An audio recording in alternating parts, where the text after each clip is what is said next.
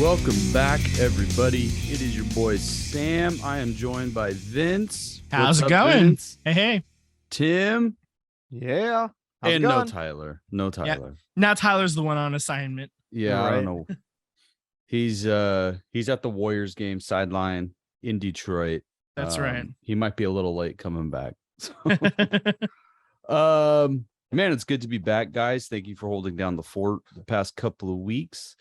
Like you guys said in the episode, I bought a house and with my lovely partner Julia, and we're still not quite all the way settled in. You might hear some dogs running around the background playing. I'm just kind of in the makeshift office, just kind of sprawled out on the floor, so I don't even have a desk or anything set up. And Doolittle wants to play around on the carpet. He wants to dig. So hopefully next week we'll have the office set up and I'll be more comfortable. For sure. I could not tell that you were sitting on the floor. I'm just sitting on the floor, leaning on the mic stand. Got your camera angles set up real nice, like though. Yeah. Hiding that definitely hiding the chubbiness. So Atta babe. Keeping the oil the angle good. That'll do, pig. That'll do. That'll do, pig. That'll do, host.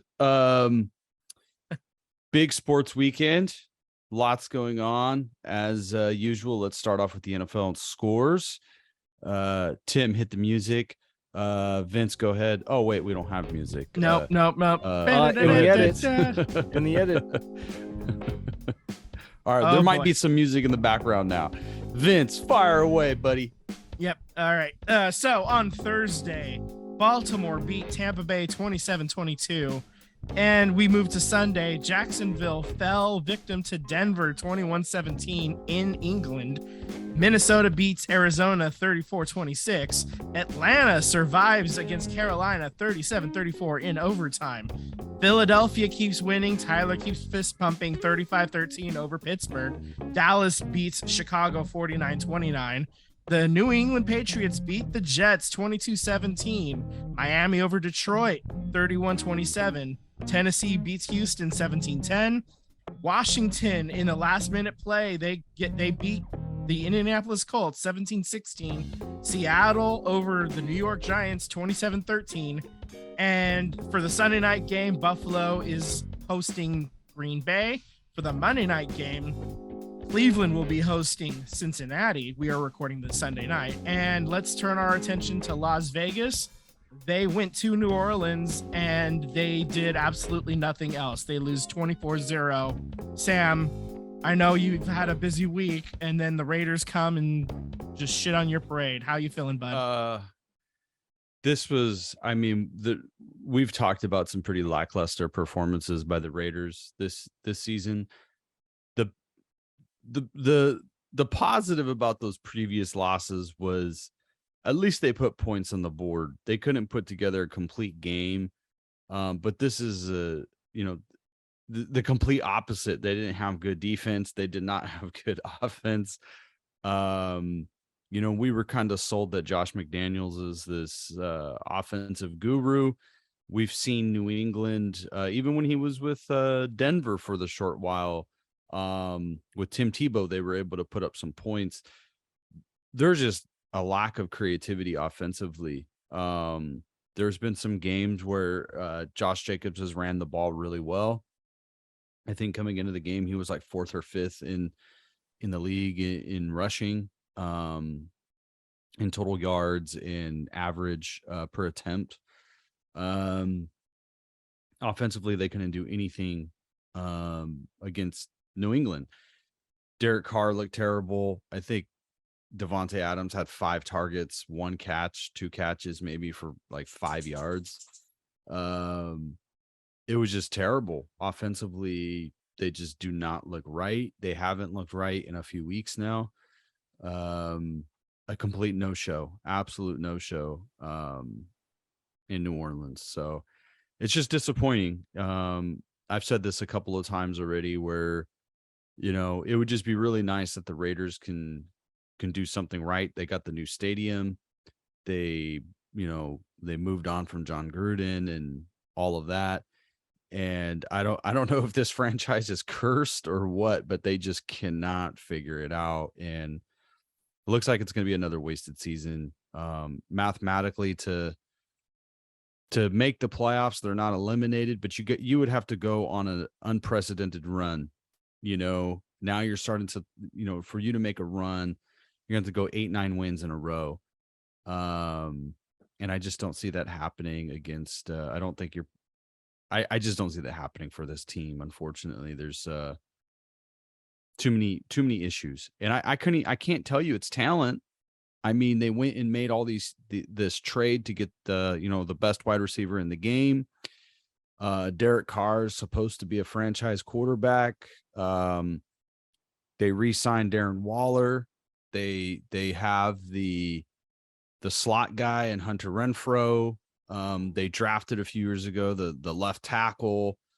They have a young center, and they have the bell cow running back, and they can't put it together. So it's just really disappointing. I'm not even mad. I'm just, just speechless, really. Yeah. The apathy is just thick. Right. Yeah, I'm looking at the standings right now for the Raiders, and to get into playoff positioning, they have to climb over 6 other teams. They're 2 games back, and it's, we're approaching the halfway mark of the season. These seasons are not very long at all. So if, like you said, they have to go on like a crazy tear, like win, 9 out of the next 11 games or something like that, to try to 9 out of 10, 8 out of 10. Exactly. There's only 17 games in the season, so they're, you're 7 games in. It's an uphill climb. You dropped it against Arizona. You had you put yourself in a position to beat Kansas City. You went up 17-0, then lost. Then you blew it against Arizona. And I mean, it's just every week, every loss, with the exception of this one, has been, you probably should have won the game. Like pretty much every Raiders loss this season has been something that you probably should have won. You literally handed the game away. Yeah, it's rough out here in these Vegas streets, I guess, huh? Yeah. Right. Well, okay. So how often? I mean, this just. Sorry, Sam, but this seems like a major. They didn't score a single point. How often does that happen in football? I mean, honestly, like at least something. Shutouts. It's rare for it to happen to your team, but usually, like probably every, there's probably 4 or 5 shutouts a year. Oh, okay. There's not a lot, but like I said, it's rare for it to happen to a specific team, but they do happen, and it's definitely not a good look. Usually, you at least get a field goal, but the fact that the offense couldn't even put it together enough to get a 3 on the board, it is fairly rare. So when you have probably, arguably one of the better kickers in the game, in Daniel Carlson, the dude's pretty nails. I don't think he's missed one this season. I think he's missed a PAT, but I don't think he's missed a field goal this season. But he's a really good kicker. You can even get 3. I just don't understand how you have Devontae Adams and you can't get him the ball.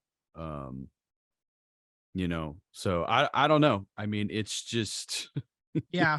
I mean, you're paying these head coaches a lot of money to figure it out, and it seems like they're not figuring it out. And I've said this before. We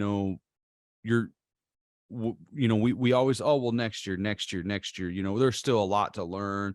We're still building. There's a lot of guys' careers that are going to end because of poor play. They're not every single person on a football roster is going to make it to another roster the following year.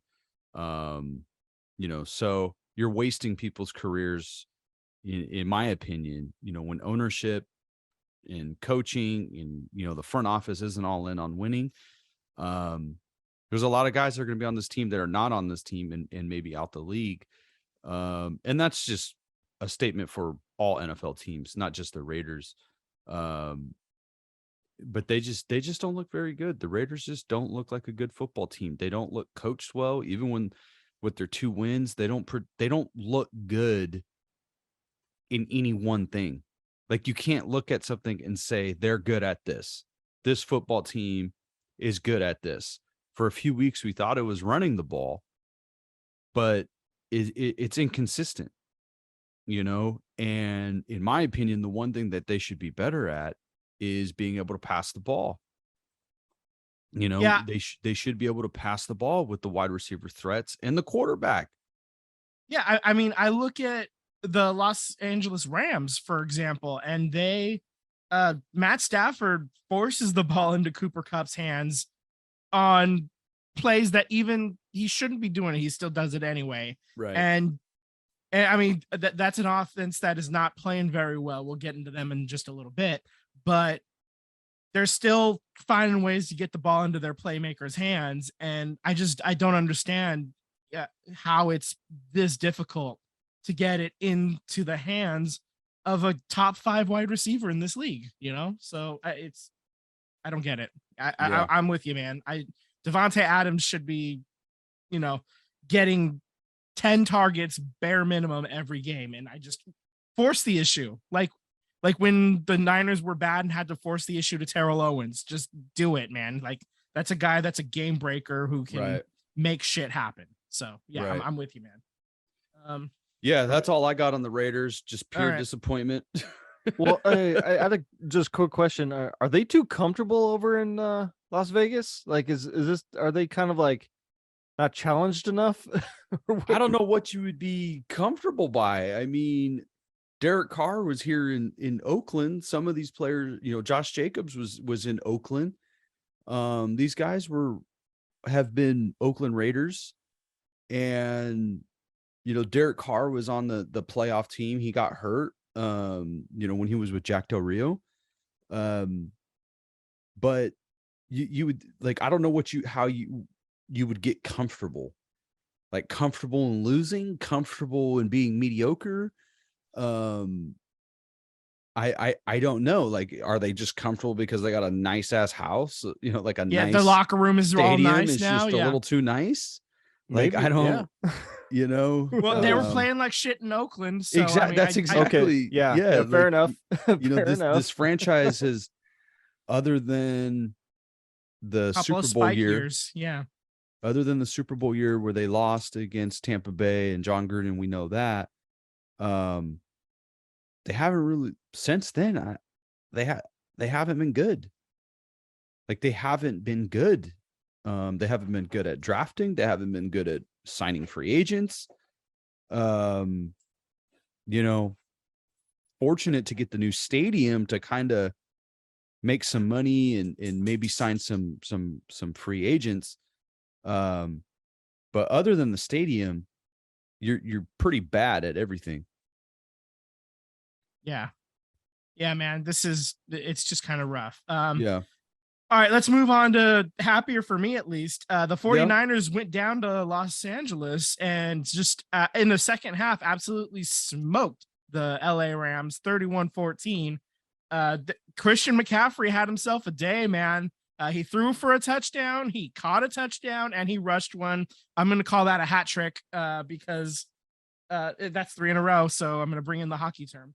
That is, he had a lot of fun out there, I tell you. And this offense, especially when we get Debo back, this could be a lot of fun to watch. Once, you know, we're seeing CMC get integrated into it now, and then when we bring in Debo after the bye, this is going to be, you know, something to watch. And I hope Jimmy can hold it together. He made a couple of, you know, Jimmy specials where he makes an absolute shit decision but gets bailed out because the defense couldn't quite get it. Like, he threw a ball directly into Jalen Ramsey's hands, but Jalen Ramsey just ended up dropping it because he wasn't expecting it to be there, I guess. I don't know.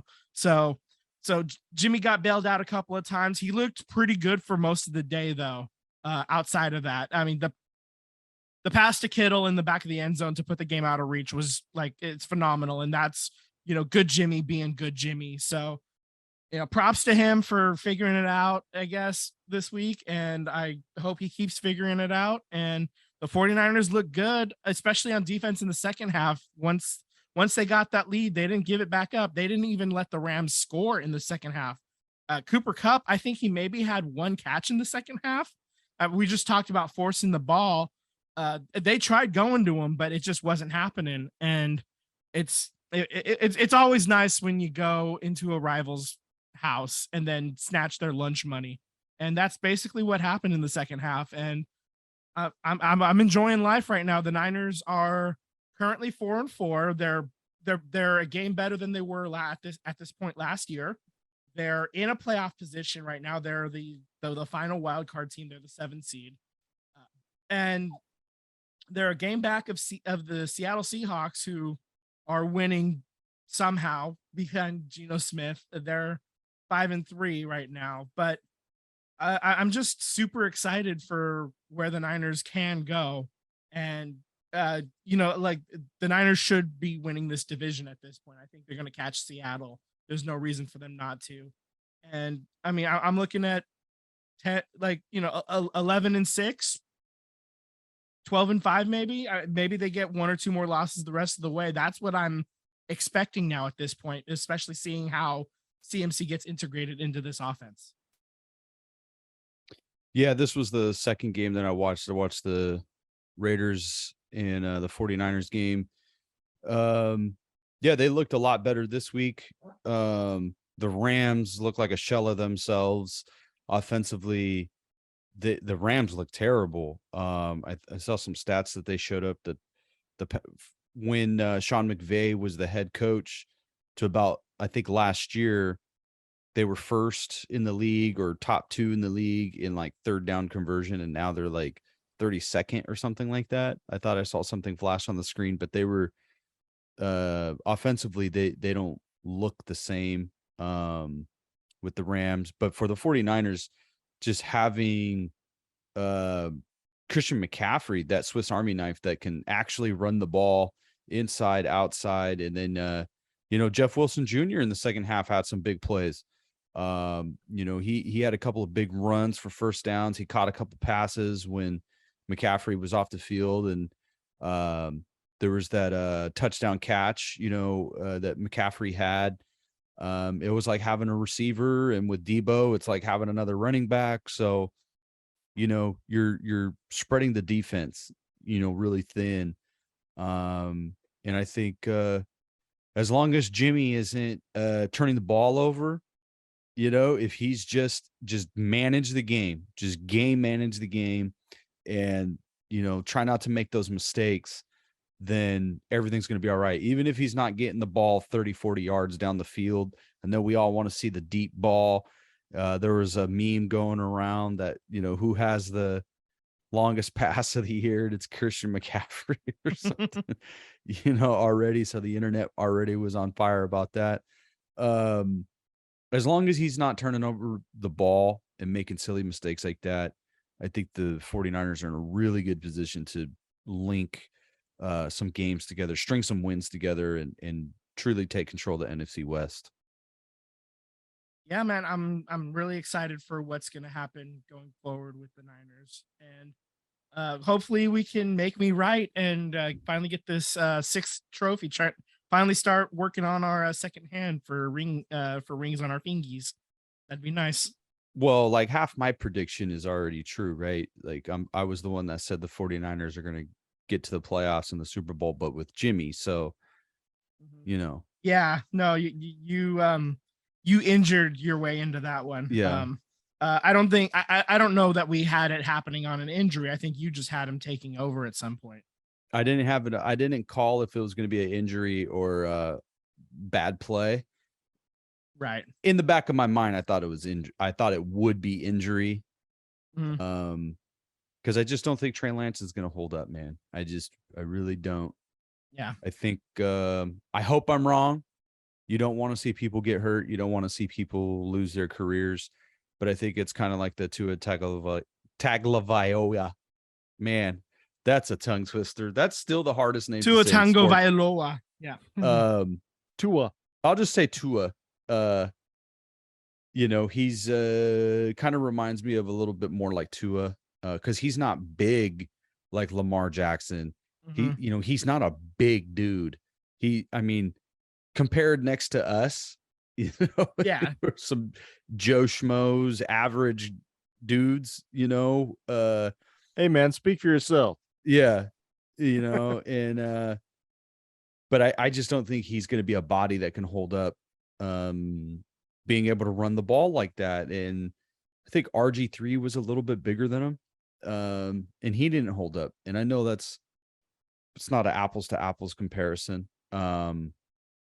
But I'm just kind of worried if Trey Lance, when he comes back, would be able to hold up.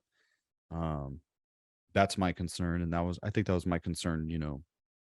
Him starting and running, them running Trey Lance how they were. Yeah, I mean, obviously it's all hindsight now. I'm glad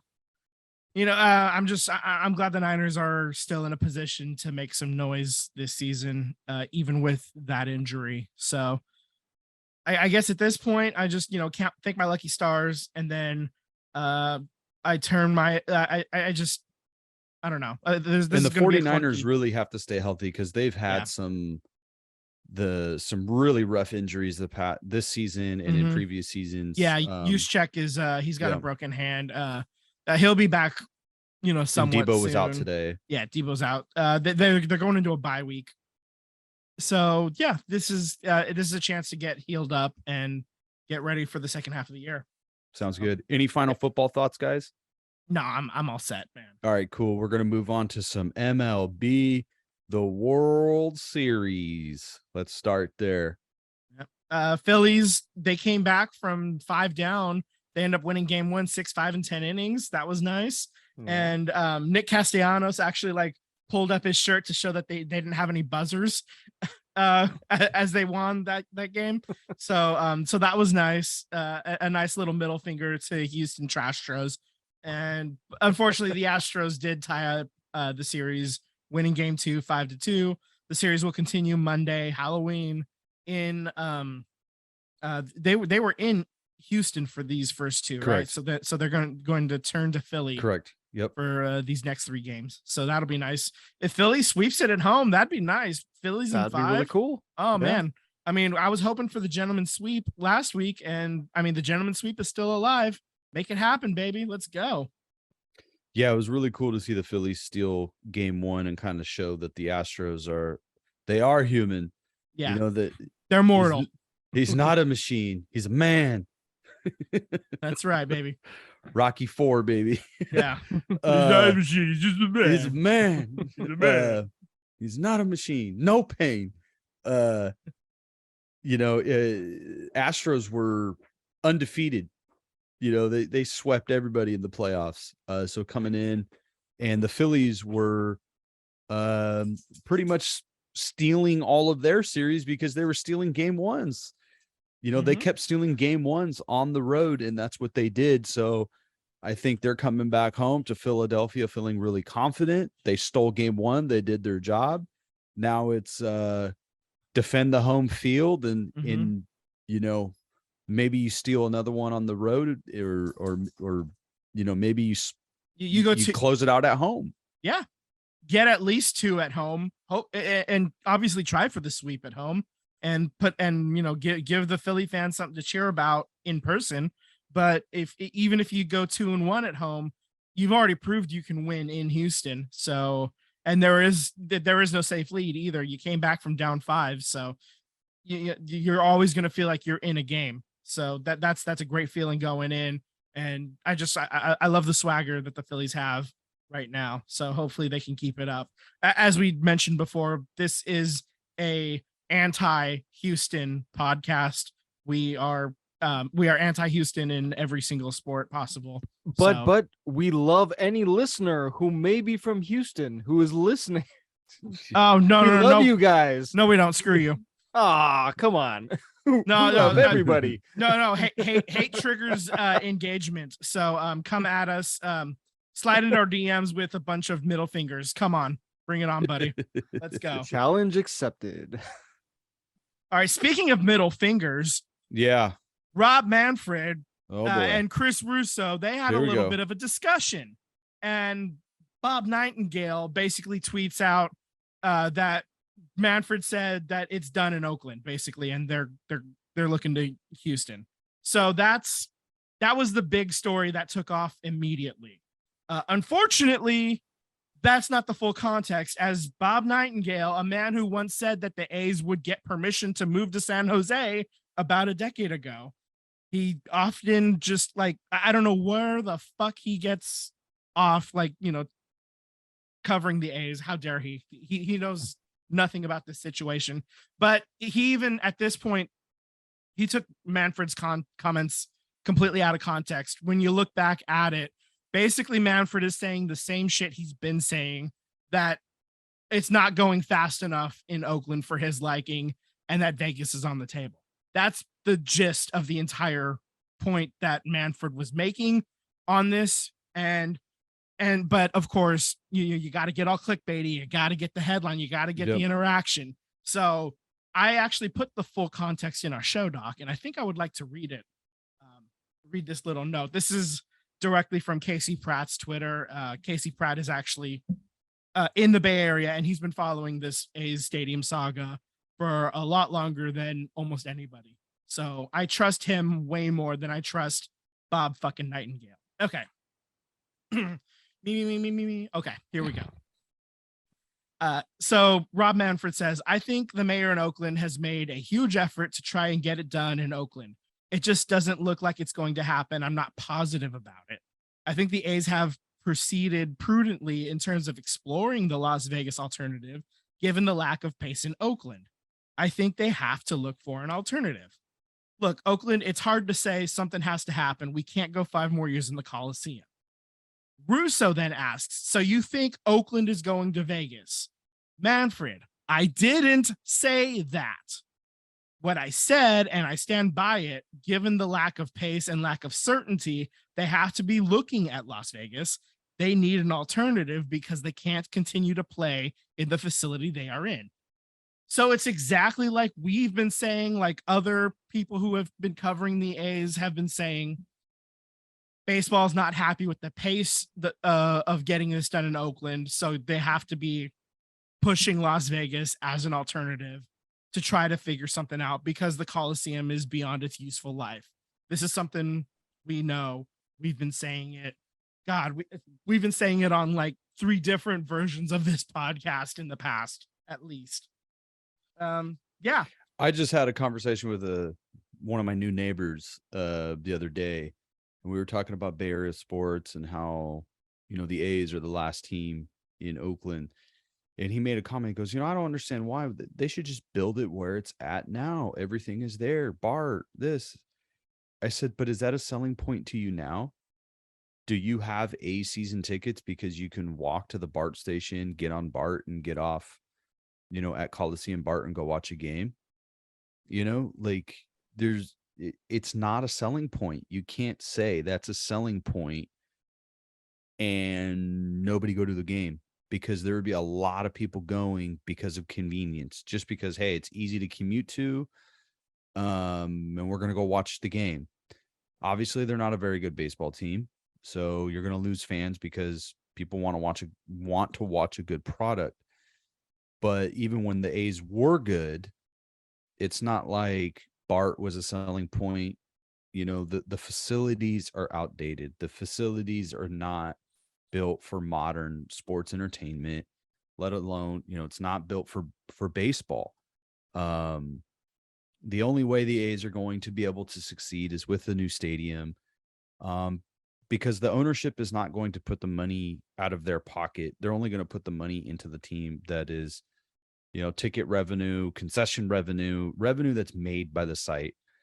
Maybe, I don't know, I doubt it. Maybe if the A's do get a stadium in Howard Terminal in Oakland, maybe John Fisher spends more money. I don't think the A's will ever be a top 5, top 10 spending team. I think they will always be just middle of the road with this current ownership. I think middle of the road is generous, if I'm being honest.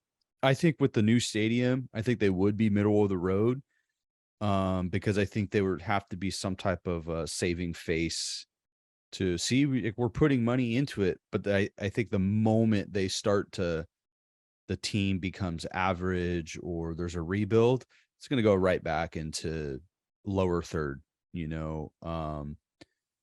but I mean, when's the last time Billy Bean and the A's have had a top 15 payroll?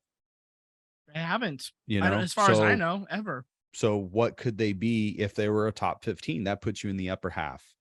What is there, 30? There's 30 teams in MLB There's 30 right now. teams. So that would put you in the upper half. If you were 15, if you were smack dab in the middle, that'd be the highest payroll in A's history, probably in modern economics. Manfred's he's not a good commissioner. We know that. And sometimes less said is more. Like, just maybe you shouldn't have said anything about it, but he was doing an interview. He said what he said. I don't think anything he said was offensive. He's been saying pretty much the same thing for the past 2-3 years. And the great Birdie Brazil covered this and what he actually said and put things in context and this and that. So it's the city of Oakland. I think they're trying, but there's a lot of politics going on right now. Clearly they're not going to make the deadline because there's an election for mayor, elections for new council members. So I wasn't feeling as hopeful coming in to this week, not because of what Manfred said, but because of just timing, because the leadership that has been working with the Oakland A's right now, a lot of these people are leaving. Say what you want about Libby Schaff, but she was kind of leading, working with the A's on, getting this deal done. Even if it's a mayor candidate who takes over, who's, been working on this deal, there's going to be quite a few council members that are new then are going to, I need to take my time and read it. And, it's going to get dragged out another year. It's going to be used as political football. And, I just don't see it getting done. And the A's and MLB want this done right away. And the reason why they want this done right away is because I think MLB is going to start shifting their focus to what's going on in Tampa Bay. And Tampa Bay is in desperate need of a stadium. I mean, these are pretty much the last two franchises that are in desperate need of modern baseball facilities. And I think the MLB wants resolution on the A's within the next 6 to 8 months. And you're going to see them expedite a resolution for Tampa Bay in the next year to year and a half, because at some point, you're going to hear the MLB talking about expansion. I think MLB wants to add two more teams at least.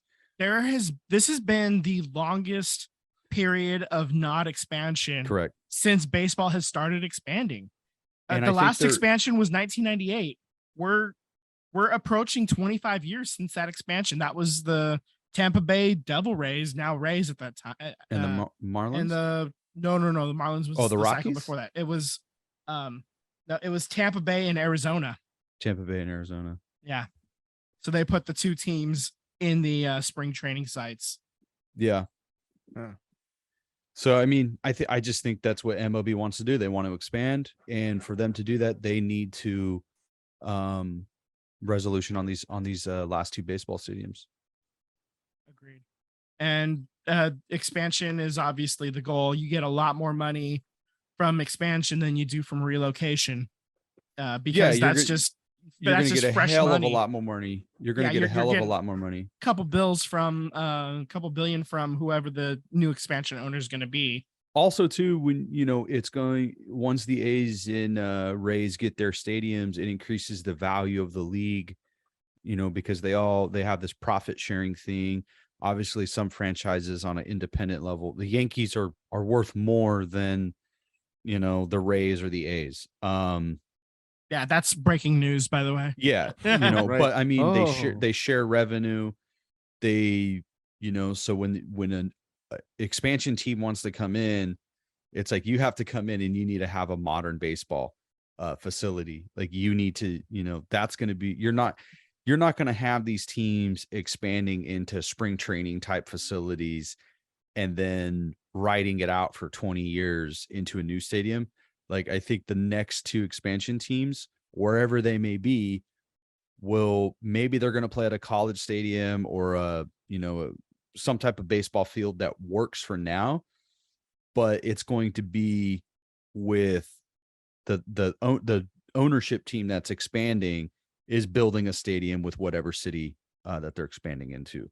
Like you're not going to see the Tropicana, the Coliseum. You're not going to see what the Florida Marlins were playing in for a while. You're not going to see that anymore. Yeah, I mean, you're looking at 1 year, maybe two tops, right, of a temporary site. I think about when the San Jose Sharks expanded into the NHL. They were playing at the Cow Palace for 2 seasons while the San Jose Arena was being built. And then they moved in the 93-94 season in their third year, and they've been there since. And that's the goal that baseball wants for whatever the new expansion franchises will be. They want to be able to get them playing right away with the promise of, hey, you see that? We're already building the new stadium. That stadium's going to be awesome. Buy your season tickets now in whatever city, whatever market that ends up being in. So I think once again, this dead horse has been beat to shit. I think we need to just move on to let's do NBA. Let's talk Warriors. The Warriors game just ended. Yep. They ended up losing in Detroit 128 to 114. That drops them to 10th in the West. They're currently second in the Pacific, but Pacific division standings don't really matter all that much in basketball. It's all about the conference standings. It is also really early in the season. They're 3-4. They went 1-3, it looks like. Yeah, in the last week. So kind of a rough week for the Warriors. They've scuffling a little bit, and we'll see what happens going forward. Obviously, we expect them to bounce back and be a top 4 team for the rest of the year. So this is obviously just, stumbling out of the blocks a little bit. They did win on opening night, but then since then they've, only won 2 of their next 6 games. So what can you say? Yeah, they just don't have a bench right now. I don't think they have a clear rotation. There's been a lot of talk about Kuminga. I just think Kuminga is still finding his way. We talked about this in the off season, I think during the summer league, and a lot of people were expecting Kuminga to come in and blow the doors off the stadium because of his athletic ability. And you listen to kind of the sports talk radio in the local area, and it's, well, Kuminga could take over for Draymond, and it's like, nah, like he's still a few years away from that, just because of the, mental part of the game. Draymond's a unique individual, and Kuminga's a unique physical specimen. But there's a lot of things that he needs to work on. And there was some stuff in the media the other day, or they were asking Curry and Coach Kerr about, is Kuminga frustrated that he got did not play. They said he should be frustrated, but we kind of said that, we talked about this too. It was like, Moises Moody was probably going to be a guy that transitioned quicker than Kuminga because his game is more accommodating to NBA style. Like he's ready to step in and shoot, play defense. Like, he's more primed to NBA fill that ready. void. Yeah. Right. And it's not to say that Kuminga isn't or doesn't belong. It's just his type of play, his type of position just requires probably a little bit more time and seasoning. And what is he, 20? 20, maybe 21, maybe. Yeah. So, I mean, he's still so young. And Wiseman, just going down the list of young guys, Wiseman, he's coming back from all of these injuries and just getting him on the floor, getting him up and down and conditioned and, playing with his teammates. I think he's going to be a guy that gets better as the season goes on. I think a majority of these guys are going to get better as the season goes on because they're going to get more familiar with the offense, the defense, and the calls, things like that. But I just think they're trying to figure out what's going on with this bench. They're not a very, they have a lot of names, but they're not a very deep team right now because these rotations are not really working. Right. Yeah. I mean, I just double checked it. He is 20 right now. He just turned 20 earlier this month. So him, Moody, Patrick Baldwin, and Ryan Rollins, they're all 20 or 19 actually in Patrick Baldwin's case. So we're talking, still teenagers, really. They're not old enough to drink at the bar yet. So, and I mean, James Wiseman been around for 3 years now at this point. He's 21 right now. So I mean, like, that's another baby, He's a baby. I just seen this.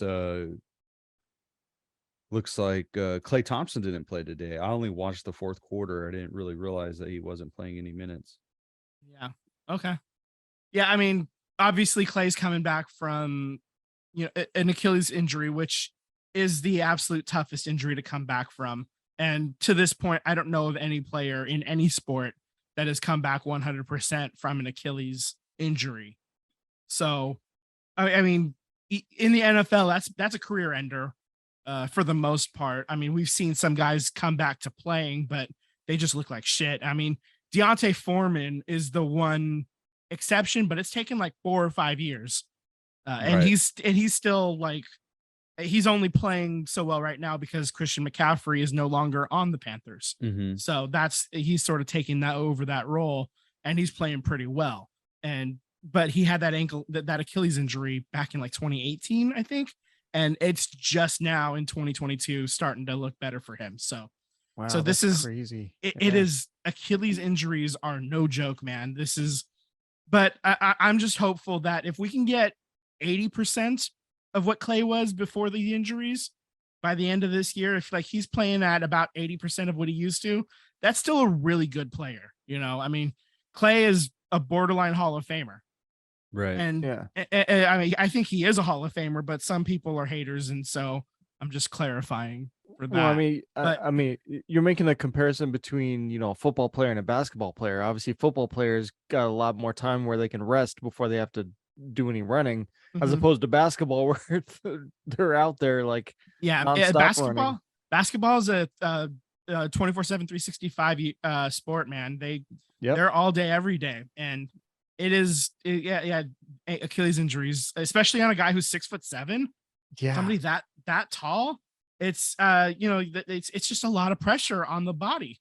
And also, too, it happened, when he was on the wrong side of 30, as they say. Mm-hmm. This didn't happen when he was 22, and Father Time, as we say, is still undefeated, right? So like Klay is still aging, Steph is aging, so these injuries, as well as the Warriors have done with maintaining injuries or getting guys healthy again, it's still a guy, in his 30s getting this injury, missing 2 seasons due to 2 injuries. And then coming back and having to play, all-star level basketball. And is he going to be able to get back to that potential Hall of Fame level?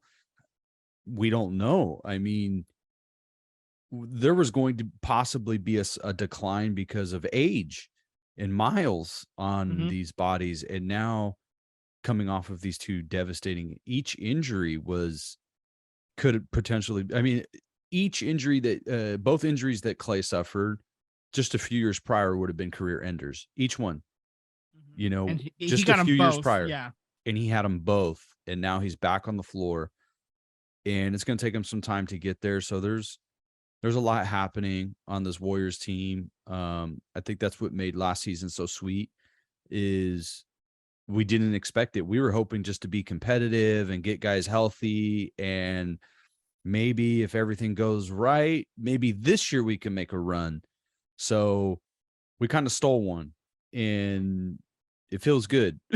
Yeah, Maybe sure as just hell in does. time, like maybe just in time, who knows? Right. Right. And, Yeah. Jordan Poole, he's putting up big numbers right now. He put up 30 tonight. He's definitely going to be leading that second unit. He kind of bridges, the first unit and the second unit. I just think there's just a lot going on in the team, and they got to, like every year there's new players, and they're just trying to figure it out. It's going to take them a little bit of time. I think we all expected them to start 7-1, 8-0, or something crazy, and it just sometimes doesn't turn out that way. Yeah. Yeah. I mean, just one last note on the NBA. It sounds like the league owners, because of the Warriors, the Nets, the Clippers, teams like that, the owners want to put a hard salary cap in. And of course, the players, that's a non-starter with them. So the next the solution is keep the current system. But why are players that you drafted into the penalty? Like re-signing Curry, re-signing Draymond, re-signing Klay. Why is it that the Warriors are being penalized for drafting well? Yeah, why would any team be penalized for drafting well? Yeah. I mean, the Warriors, like, their salary itself is, obviously it's on the top end, but it's all these penalties that they are accruing that has their salary cap, I say in quotes, up to 500 million, I think, is what they're paying for salary and penalties this year. That's just insane. It's absolutely wild, man. So, but as long as the Warriors keep winning, the owners are willing to keep doing that, and that's a credit to Lacob and Gruber. Okay. So, all right, catch me up. Why is there a salary cap? It's a way for the owners to try to save money for themselves on payroll. That's really what it is. It's the way that the owners can try to keep salaries somewhat contained. The NBA has the best situation for players, because they have a pretty high salary cap. There's not a lot of guys on the roster, and a lot of guarantees. Contracts. Yeah, guaranteed contracts. Okay. So baseball is probably next, because I mean, both of those sports, they don't have a salary cap. They just have a luxury tax, which is like a soft cap. So like if you go above a certain amount, that's when you start getting hit with penalties and stuff, and you have to pay more. And that money gets spread out to the rest of the league for, league financial difficulties stuff and whatnot. Pay for things. Yeah. Just it helps pay with what was it, revenue sharing and stuff like that. That's the word I'm looking for.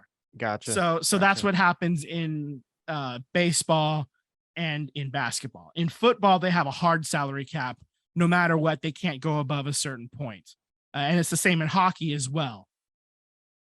And the rules are a little bit different for each sport, but basically, for those two sports, like you can spend up to that point, and then that's it. Like you can't spend any more than that, and so you gotta like make trades. You gotta to clear up salary cap space. Or one thing that the NHL leagues do, like for example, when the Sharks sent Brent Burns away, they held on to about a third of his salary for the rest of the contract.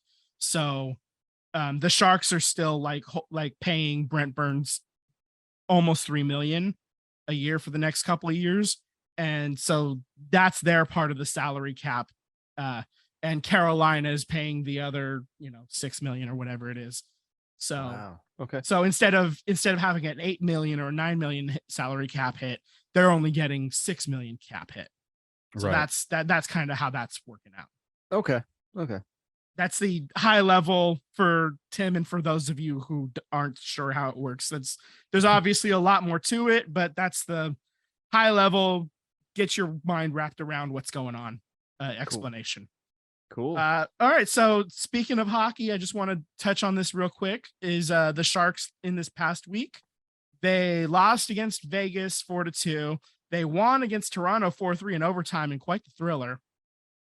And then they lost on Saturday against Tampa Bay 4-3. That game was tied up until the last like minute and a half. It was kind of a brutal watch. Right now, the Sharks are 3 wins, 8 losses. They're 7th in the Pacific and 14th in the Western Conference. Some notes, though, that are interesting is Carlson is leading the team in points. He's a defenseman. That doesn't usually happen. But he's also, he might be leading the league in, as a defenseman for points. So he's going to be, up there for a while. He's not going to be somebody you can trade off because the contract is just too much of an albatross. But he's, like he'll be interesting to watch as long as he stays healthy. Logan Couture, the captain, has been struggling early, and James Reimer's playing well in net. So even though a lot of these losses have been while he's been goaltending, it's not really been his fault. He's making a lot of really good saves, and it's just the team's not very good. So kind of rough for them in the early going, and I don't see it getting much better. I'm actually going to go see them in person next week, so I can give you a report after the fact about my live experience at the Tank. Nice. Video too. Get some video. Yeah, I'll see what I can do about that. One other note I wanted to touch on: the Oakland Roots. They ended up losing their playoff game in San Antonio.